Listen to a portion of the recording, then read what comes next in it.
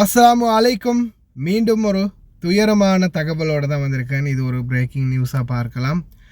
நேபாள் நாட்டின் திருபுவன் சர்வதேச விமான நிலையத்தில் திடீரென விமானம் ஒன்று புறப்பட தயாராகி மேலெலும்பிய நிலையில் நிலை தடுமாறி கீழே விழுந்ததில் இந்த விபத்து ஏற்பட்டுள்ளது. இந்த திடீர் விபத்தில் விமானியை தவிர 18 பேர் க்ரூ மெம்பராக இருந்திருக்காங்க.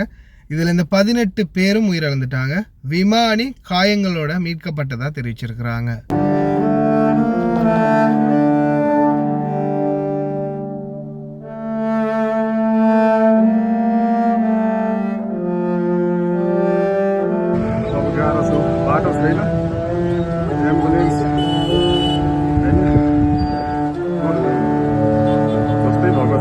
पहिला यो डाँडामा ठोकेर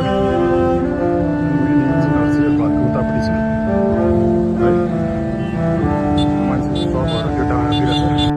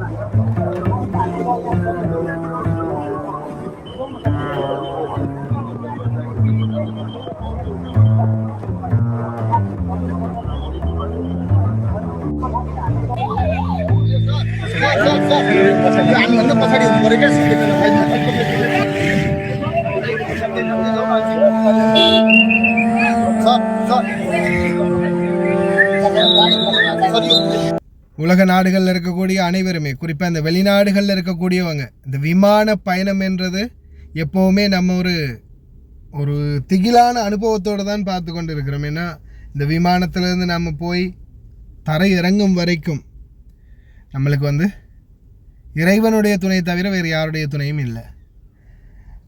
அதனால் இந்த விமான பயணங்கள் போகும்போது மனதில் உள்ள அனைத்து சலனங்களையும் மறந்து மன தைரியத்தை வரவழைத்து கொண்டு எல்லாம் வல்ல இறைவனை தவிர வேறு யாரும் நம்மளுக்கு துணை இல்லை. பிரார்த்தனைகளோடும் உங்களுடைய கனவுகளோடும் பயணத்தை ஆரம்பியுங்க.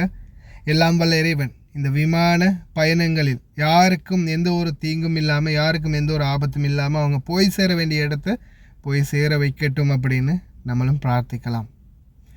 இரணம் முடிந்தால் மரணம் நிச்சயம்னு சொல்லுவாங்க. அதை யாராலையும் தடுக்க முடியாது. எங்கே இருந்தாலும் அது நம்மை வந்தடைந்தே தீரும். இந்த உலகத்தில் எதிலிருந்து வேணுனாலும் தப்பலாம். மரணம் நம்மளை நெருங்கிடுச்சுன்னா யாராலையும் தப்ப முடியாது.